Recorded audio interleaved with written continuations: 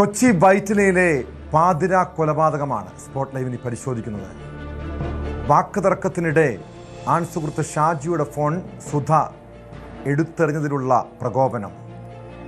യുവതിയുടെ മുഖത്തും കണ്ണിലും മുഷ്ടി ചുരുട്ടി അയാൾ പിന്നീട് ആഞ്ഞടിക്കുന്നു. കരിങ്കല്ലുകൊണ്ട് തലക്കടിച്ച് ക്രൂരമായ മർദ്ദനം, പിന്നീട് ചോര വാർന്നുള്ള മരണം.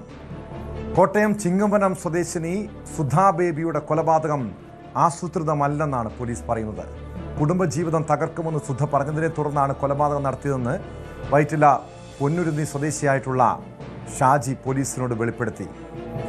തെളിവെടുപ്പിനിടെയാണ് ഇക്കാര്യങ്ങൾ പ്രതി തുറന്നു പറയുന്നത്. വിവരങ്ങളുമായി ഡാനി പോൾ ചേരുന്നു കൊച്ചിയിൽ നിന്ന്.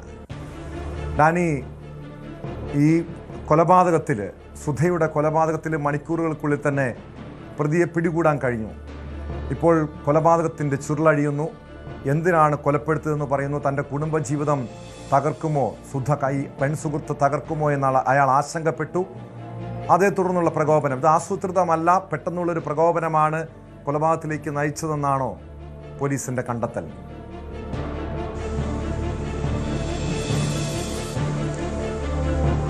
ടോം, ഇതിൽ പോലീസ് പറയുന്നത് ആ രീതിയിലാണ്. കാരണം ഇന്ന് ഇപ്പോൾ തെളിവെടുപ്പ് അടക്കമുള്ള കാര്യങ്ങൾ പൂർത്തിയാക്കുന്നതിൻ്റെ ഭാഗമായി പ്രതി ഷാജി മുത്ത DCPയുടെ നേതൃത്വത്തിൽ, DCP അശ്വതി ജിജിയുടെ നേതൃത്വത്തിൽ അവിടെ പോലീസ് സംഘം എത്തിയിരുന്നു. അവിടെ വെച്ച് ഇയാൾ പോലീസിനോട് ഇതിൽ പറഞ്ഞിരിക്കുന്ന നേരത്തെ നൽകിയ മൊഴി, അതോടൊപ്പം തന്നെ അവിടുത്തെ സാഹചര്യങ്ങൾ, അതടക്കമുള്ള കാര്യങ്ങൾ പരിശോധിക്കുന്നതിന് വേണ്ടിയാണ് പോലീസ് സംഘം എത്തിയത് തെളിവെടുപ്പിൻ്റെ ഭാഗം. ഇതിൽ പോലീസിനോട് ഇയാൾ പറഞ്ഞിരിക്കുന്ന ഒരു കാര്യം, ഇയാൾ ഈ യുവതി പലതവണയായിട്ട് ഇയാളുടെ ഒരു കുടുംബജീവിതം തകർക്കുമെന്നുള്ള രീതിയിലെല്ലാം തന്നെ ഒരു ഭീഷണിയെല്ലാം നിലനിൽക്കുന്നുണ്ടായിരുന്നു.